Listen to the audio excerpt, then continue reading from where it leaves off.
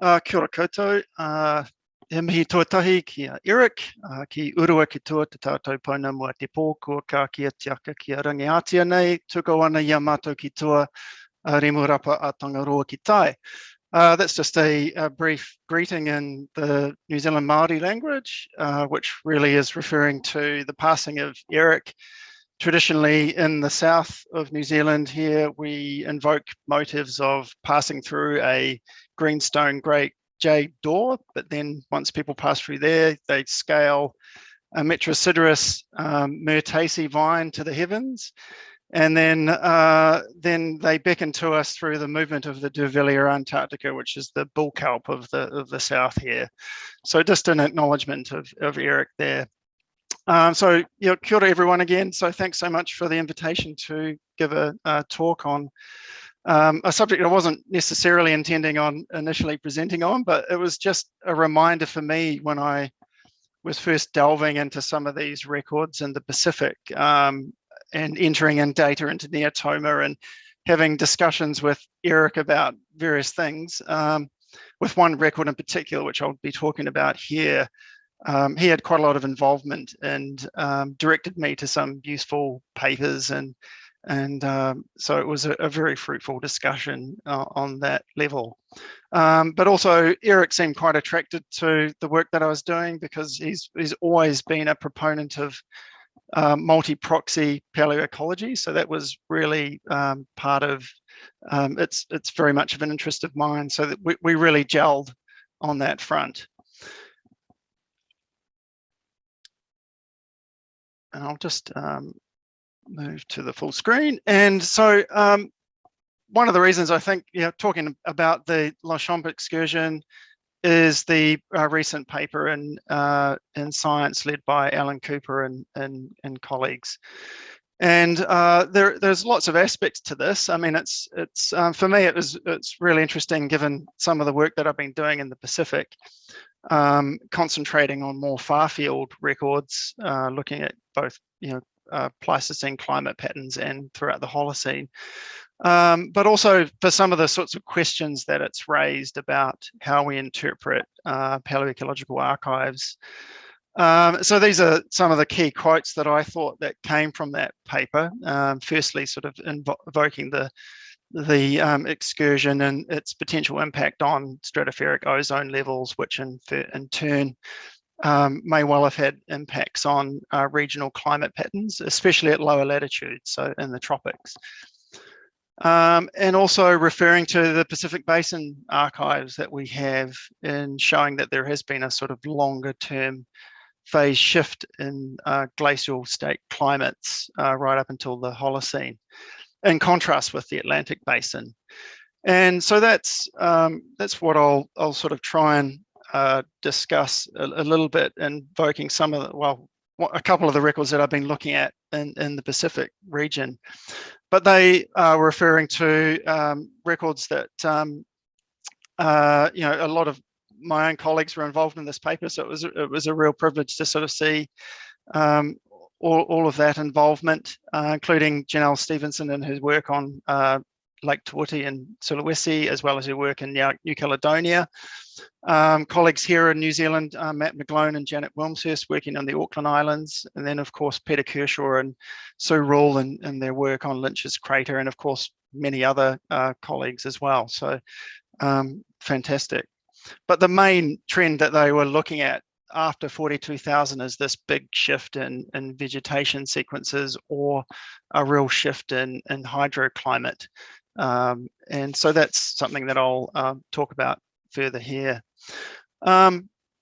Here's one of the archives. It's image on your right, which is this Longchamp lignite that was pulled out by Janet and Matt from the Auckland Islands, which is an absolutely fascinating archive.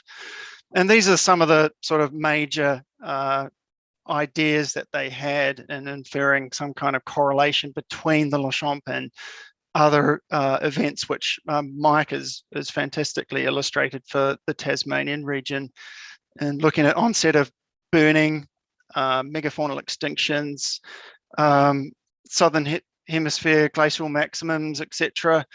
and then even further afield to looking at the arrival of humans and modern humans in Europe and the extinction of Neanderthals, et cetera, et cetera. And of course, it's a really, the Longchamp is an interesting period to invoke for this reason. But then, of course, previously other pieces of evidence have been used to basically present a similar picture, such as volcanic eruptions, major shifts in other climate features, such as ENSO and so on, ENSO-like conditions. So there's a number of things that you need to disentangle, which I think the authors did very well. But we'll have a look further afield. And one of the things that I think is quite problematic about their treatment of these records is looking at some of Eric's work, which he really began early in his career working on Lake Tulane in Florida. And this is what really Eric directed me towards, to trying to understand what kinds of vegetation shifts might you expect in stage 3 climates. And what you find with his archive, in a sense, it's very closely matching Mike's record from Lake Salina, in a sense that it's closely matching, instead of Antarctic climate patterns, it's very closely linked with the Arctic ice sheets and DO and Heinrich events, etc. And seeing this big pulse during warm periods of Pinus, and then a shift to herbs and Poaceae during those cooler, drier phases. So there's not necessarily a really distinct, marker that you could pinpoint down to an effect of Longchamp. And I think that's one of the issues that the paper is really drawing to, that the signatures are likely to be especially strong in the tropics, perhaps weaker in higher latitudes. But that's something, that the paper has invoked as something that's really worth exploring. Just to note that there's also some recent quarry work that's been done on Lake Tulane. Lake Tulane, like many of these archives, it's a bit like Lynch's crater in Australia for us in the Southern Hemisphere. Repeated coring for different proxies. And so it's really encouraging to see that kind of work is continuing. So one of the things I'd point to is, we're not getting to the low attitude yet, but similar records are actually coming out from New Zealand. Here's this one example, which has a really well recorded Longchamp excursion through beryllium dating and paleomagnetics. It's an 80-meter record from Orake Maar, one of the Auckland Maar lakes. It's not the only Maar lake in the Auckland region which actually preserves the Longchamp. And this obviously is a full last glacial cycle, really, really well recorded. One thing that you do see, that there is this sort of shift after about 40,000 years, a subtle one at that, in sedimentation patterns. But that really, it's not until somewhat later that you really do see some significant shifts, especially after 30,000, in a shift towards more, glacial period conditions. And I do know that there's a pollen record expected from this particular archive, which I'm hoping will be published soon by a group at Victoria University in Wellington, by a PhD student there. So we're really looking forward to seeing some of that data come out. But so there are some really, really neat archives coming out, which can essentially in more detail address some of these questions raised by the Cooper et al. Paper. But going further afield into the Pacific, so there has been archives in the Central Pacific region and of the tropical Pacific and subtropical Pacific islands. This is an example of some of John Flenley's earlier work from that he began back in the 70s, and that has since been redated. And Easter Island is a case where, a little bit like Lynch's crater, it has been, all of the different calderas on that island have been cored numerous times for differing reasons. But recent dating does suggest that it should cover stage 3 records and potentially include the Longchamp excursion. but there hasn't been a really firm, conclusive evidence for this, except that you do see this. You can't. I'm not going to get you to try and find it on this particular diagram, an old one of John's, but you do see a shift towards a shift, Asteracean Poaceae, after around 40 to 30,000 years. So it's not a very detailed record. Some recent coring work that I've been doing with Italian colleagues, where we're thinking we're unlikely to actually obtain any more detail than what's already been retrieved from with that John's elucidated here.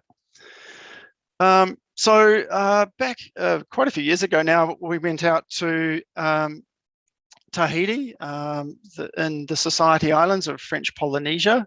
My main aim there was actually a program looking at late Holocene archives of looking at human impact on the Pacific Islands. So we ventured up to one of the plateaus, of which there are several wetland plateaus on that are marked in these old volcanic calderas on Tahiti. And this one in this case is the Punaru'u Plateau, which is actually, funnily enough, more well known for a huge paleomagnetic excursion around a million years ago. It's kind of, it's an interesting site. So there is this plateau. It's an important region, obviously, Tahiti, for looking at differing climate patterns. It's for understanding ENSO variability, but also looking at movements of the South Pacific Convergence Zone and linking that with the Intertropical Convergence Zone.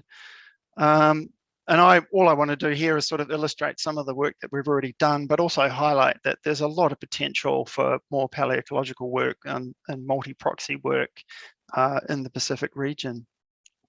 Here's just an elevational profile, and you can see the extent of the plateau here. It sort of runs approximately a kilometre wide, and we just chanced on one small wetland, but there's several other wetlands on this plateau.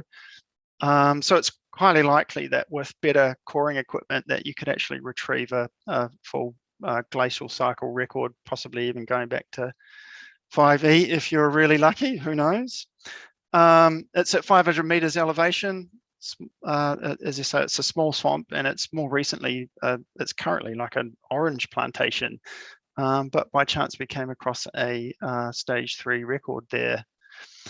And some images of coring. We recovered a 3.7 meter core, which mostly is stage 3 in age based on radiocarbon dates. And these are actually mainly from macrofossils, picking out numerous seeds of Sigisbeckia, which is a currently was regarded as an invasive weed on Tahiti and thought to have been introduced, but we've got dates going back to 45,000 from that particular archive. And the top meter of this record is really dated to the last 700 years. So there's a big hiatus in this particular archive. Here's some of the sediments here, going down, as I say, to 3.7 meters. The top meter is mostly dark brown organics, but the others is essentially a really rich diatomaceous silty algal gicha, highly compacted. It's not in any way forming into a lignite as yet, like the Auckland Islands, but it's still highly organic, very well preserved pollen and seeds, as I've illustrated. Here's the sort of diatom record, and really showing that there's very little sort of contrast that you see between the different taxa, very low diversity of diatoms, suggesting that it was quite a shallow pond ecosystem for much of its life, perhaps reaching greater depths at between 42 and 40,000 Ka. Here's some of the other macrofossils that we pulled out, including those Sigisbeckia achenes, the seeds, and also of Paspalum vaginatum, another grass seed, a C4 grass, which again is thought to have been introduced to Tahiti, but we find it 40,000 years ago. We also find, obviously, some rare species, some which are highly threatened and some which are extinct as well, which is a common feature of the Pacific Islands. But these are likely to have gone extinct within the period of human occupation. But again, it could be another case of that's when they actually went extinct, but after 40,000. Here's the sort of major pollen data, not particularly high resolution, but again, this was not really my intention of exploring this particular archive. I was more interested in the top meter, but essentially what it shows is that you get this large shift after about 42,500, a shift from palm and fig dominated vegetation right through to a grass dominant ecosystem. But throughout you have a considerable amount of the Sigisbeckia achenes preserved throughout. So there are these periods of extremely slow deposition, it seems, not quite on the Australian level of slow deposition, but slow for Tahiti.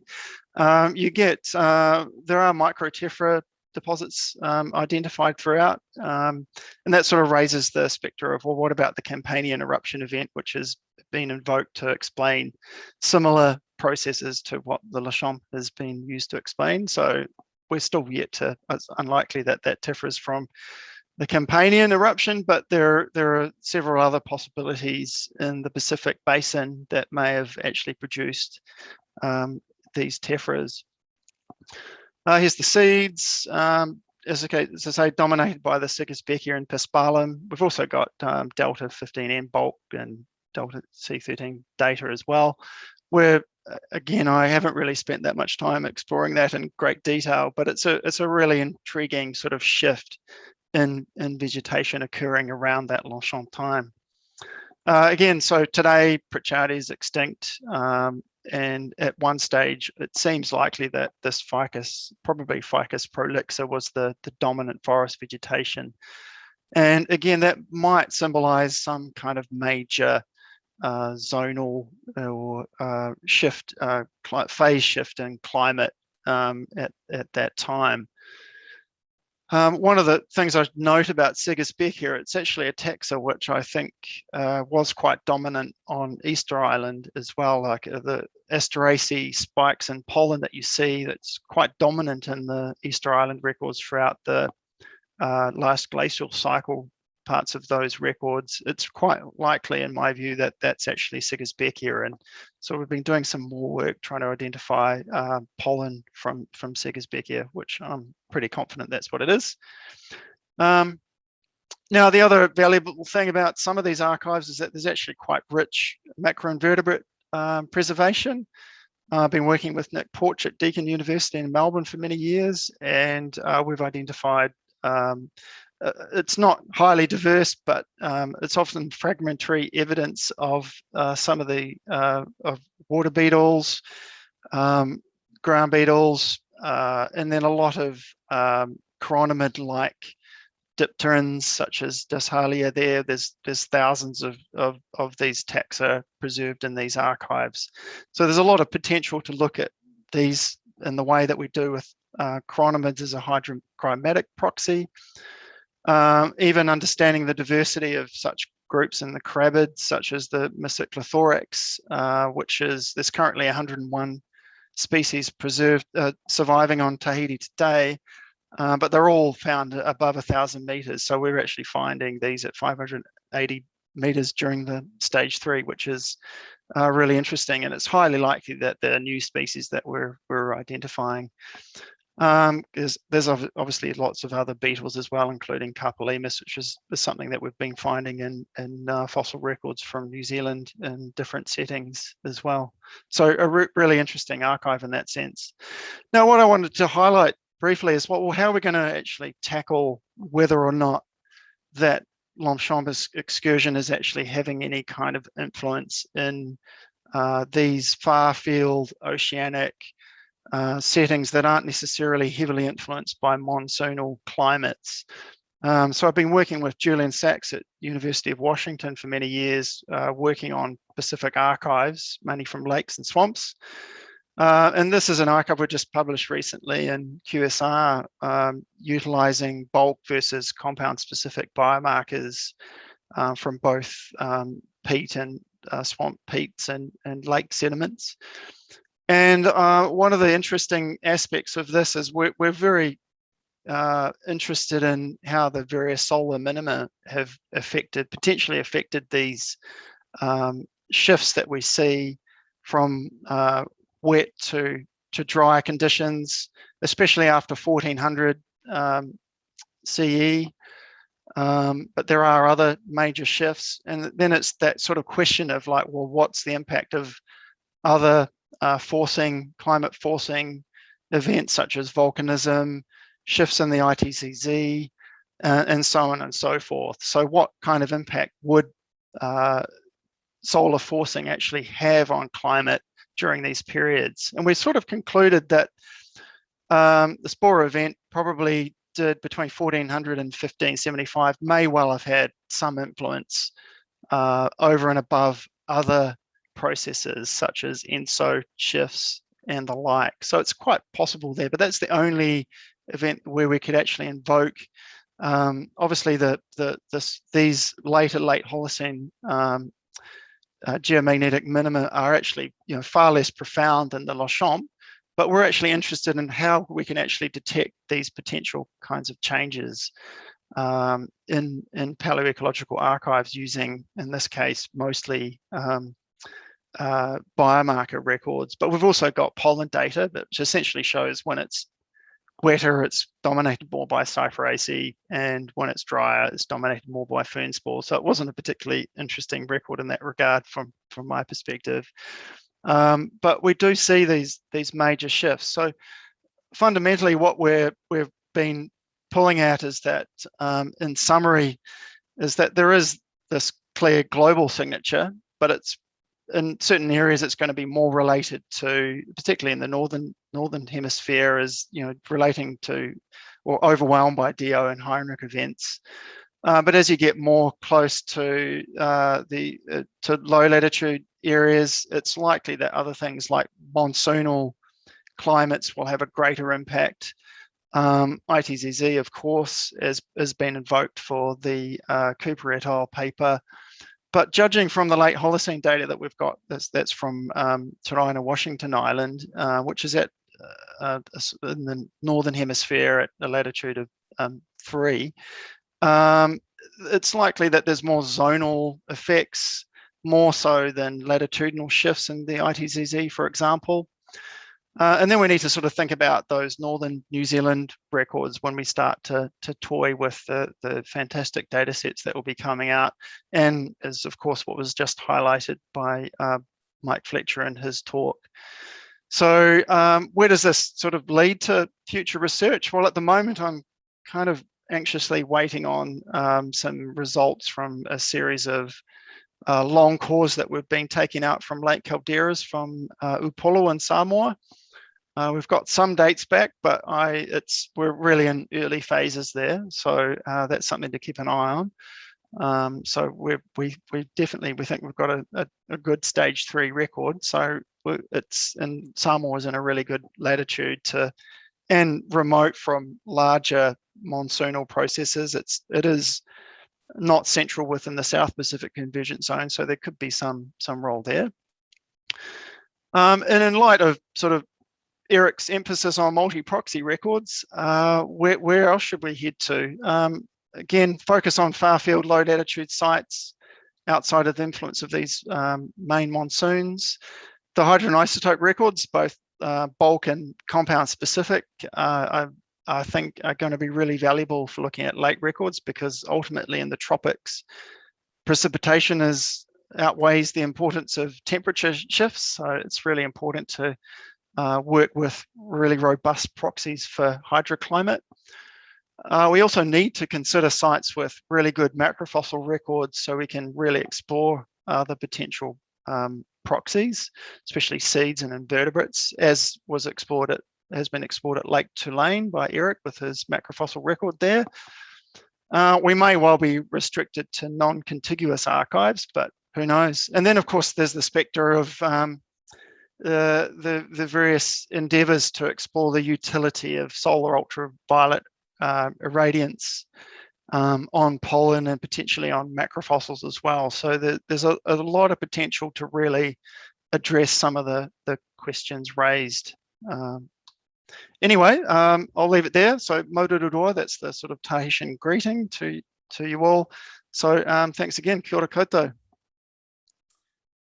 Thanks, Matt. That's great. If you could stop sharing your screen there. And again,